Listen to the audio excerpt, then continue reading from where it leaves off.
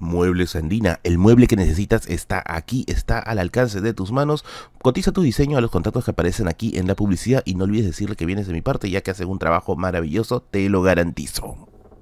Llegó julio, mes de la patria, mes de recordar un montón de acontecimientos históricos que ocurrieron aquí en nuestro país, y también mes de recordar que aquí rotan las fakes pero que dan miedo. Y es que este video lo iba a lanzar la próxima semana aún, pero en vista de que hay gente que me ha estado preguntando acerca de este tema, dije bueno, creo que llegó la hora de sacarlo. La otra razón es porque me da la impresión que se ha comenzado a hacer viral otra vez esta idea, porque esta es una de las fakes, porque sí, voy adelantando que es una fake, que circula cada cierto tiempo como eso del nombre de Atahualpa, y que usualmente circula en estas fechas, en las fechas de lo que son las fiestas patrias. Por lo que, bueno, hemos tomado algunos libritos de la mano, he estado revisando algunas de las principales ideas que tratan de fundamentar la idea de que la batalla de Ayacucho no existió, y bueno, vamos a ver finalmente cuáles son las razones por las cuales la verdad es que esta fake se desmonta bien sencillo. Así que sin más ni más, yo soy Merlín, atrás de esa cámara está mi gato, amigo de Sucre, Bigotes, y esta es la biblioteca de Merlín, desmintiendo una fake bien interesante. Y le digo interesante porque al menos para mí fue una de las más descabelladas, acerca de que la batalla de Ayacucho realmente nunca existió.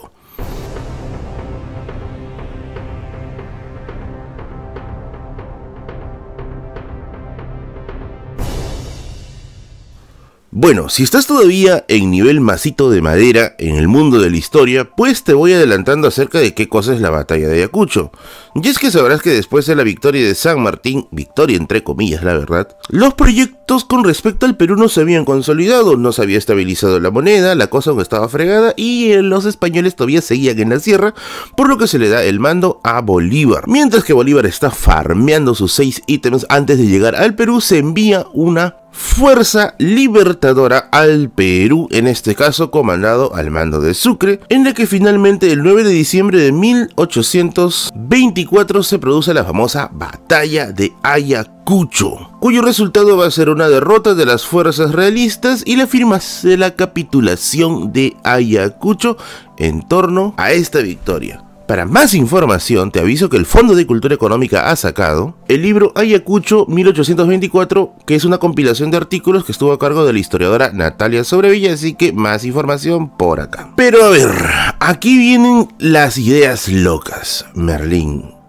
¿la batalla de Ayacucho existió? Al parecer hay mucha gente que cree que no existió esta batalla de Ayacucho y que fue simplemente un acuerdo pactado entre los españoles y las fuerzas libertadoras. Ahora, ¿cuáles son los argumentos que se escriben en torno a esta idea? Pues vamos viéndolo uno por uno. Primer argumento, se dice: Merlín, es imposible que un ejército con superioridad numérica y armamentística sea capaz de perder frente a otro inferior.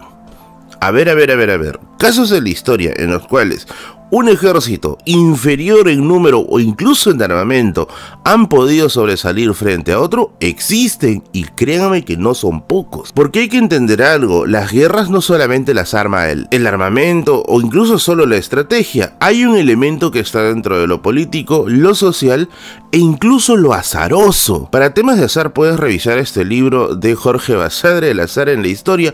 Por ahí la historiadora Magdalena Chocano también hizo un artículo en torno al azar y la historia. Y como te digo, los ejemplos son variados. Por un lado, por ejemplo, Fernando Cabieses, en este libro que te muestra acá, Dioses y enfermedades del antiguo Perú, te muestra cómo el caso de durante la expansión de Tupac Yupanqui hacia la Yunga, fueron los mosquitos los que impidieron su llegada, ya que ocasionaban enfermedades relacionadas a estos climas tropicales que, bueno, complicaban aún más la misión. ¿Quién hubiera tenido en cuenta los mosquitos para este asunto? En el caso de la historia del Perú, por ejemplo, podíamos encontrar estos ecos en la campaña de la Breña con Cáceres, en la que se usa la geografía y también el conocimiento local del lugar dentro de lo que son estos ejércitos de las montoneras para poderle sacarle ventaja a un ejército, bueno, militarmente superior. Ahora, si los queremos poner densos, tendríamos por ejemplo el caso de la resistencia en Okinawa en la Segunda Guerra Mundial o la clásica Vietnam, que terminó siendo una pesadilla para los gringos en su momento. Y es que no es raro encontrar ejemplos en la historia en los cuales la superioridad numérica o armamentística no sea tan determinante como a veces uno cree,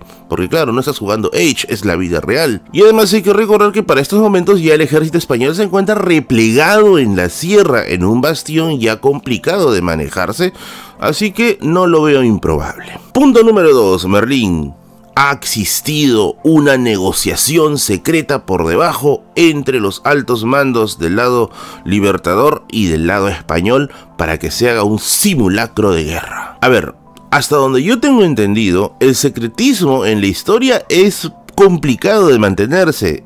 El de guerra peor, y en América, ni hablar. Y es que hay que recordar que los ambientes de guerra, especialmente los casos de las expediciones libertadoras, no fueron ambientes homogéneos, como ya se ha dicho en muchas veces, sino que fueron ambientes muy polarizantes y, ojo, ni siquiera de acuerdo a las clases sociales, ya que tú podías encontrar gente de lugares como las élites que estaban a favor de la independencia, como también gente de las castas, podríamos mencionar los indígenas, que tenían también un mando vinculado al ejército español. Y es que este ambiente polarizante al extremo y sumamente mixto no es un buen caldo de cultivo para un secretismo gigantesco. Ahora, casos de traición, pues por supuesto que han habido dentro de un ambiente de secretismo de guerra.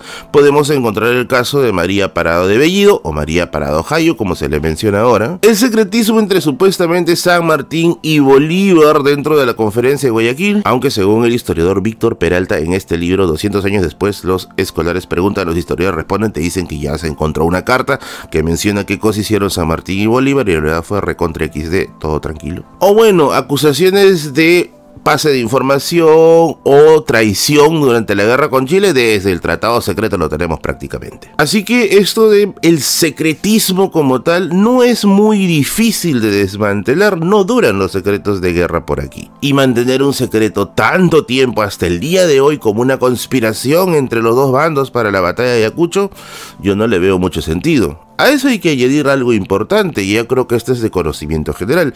En esta batalla, el virrey La Serna cae herido, así que como que para hacerse una dramatización teatral se le fue un poquito de las manos. Punto número 3, dicen Merlín, pero cuando se encuentran los dos ejércitos, muchos de ellos eran parientes, eran familiares y hasta se abrazaban tras el reencuentro. ¿Cómo van a pelear entre familia? Ja, ja, ja, ja. A ver, wait. Esto de familias divididas en torno a una guerra es otro clásico de la historia.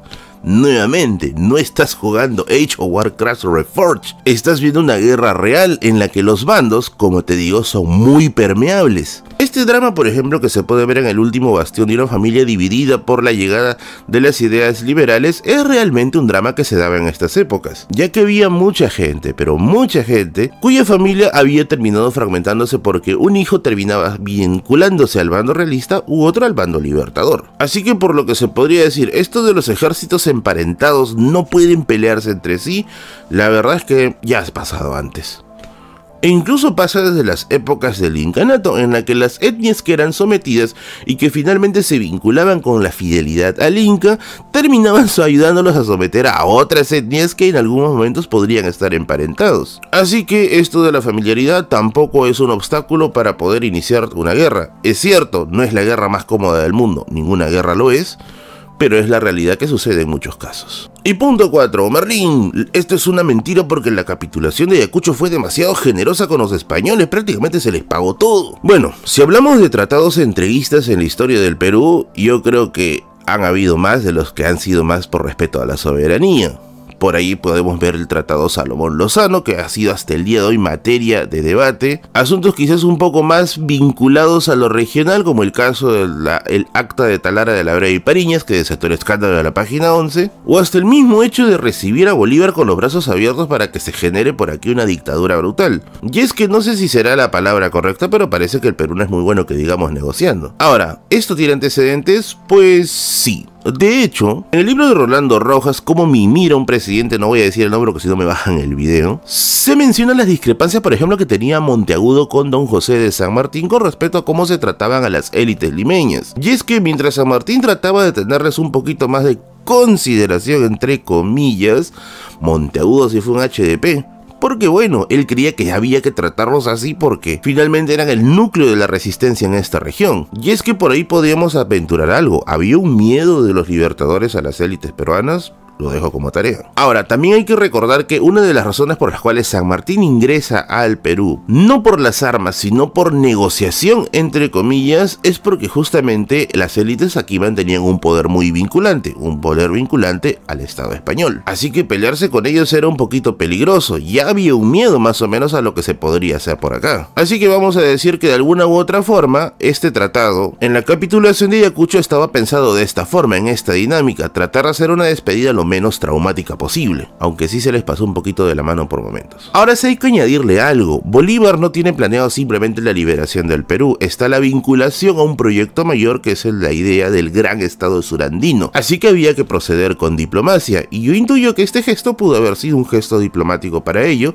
ya que se quería hacer una especie de equilibrio con los Estados Unidos y el caso de los países potencia europeos, quienes ya estaban considerando su unión con la Santa Alianza. Ahora, en estas cosas, pues hay que hacer sacrificios en los cuales nuestro beneficio se reduzca para poder llevarnos bien con los vecinos, pues sí, y de hecho hay antecedentes de ello en un caso que yo he estudiado bastante. Charles Maurice de Talleyrand, quien es el ministro de Relaciones Exteriores de Napoleón, tenía justamente ese tipo de problemas. Napoleón conquistaba, arrasaba y Talleyrand hacía las cosas sencillas con los tratados diplomáticos, y siempre había problemas entre ellos dos, ya que se decía que Talleyrand era muy flexible con sus tratados mientras que Napoleón aplastaba militarmente. La razón de este problema, pues muy sencillo, Talleyrand estaba pensando a futuro en posibles relaciones internacionales tirantes que podrían quebrar el frágil imperio que había construido Napoleón, porque sí, era un imperio extremadamente frágil. Y bueno, esas son las ideas que he podido recoger en torno a este bulo que está creciendo, que es acerca si la batalla de Cucho existió o no.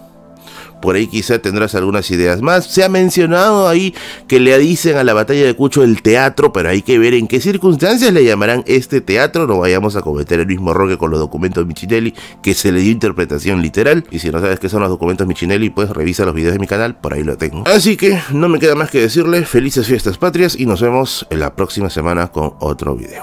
Visita la Feria del Libro. Chao, chao.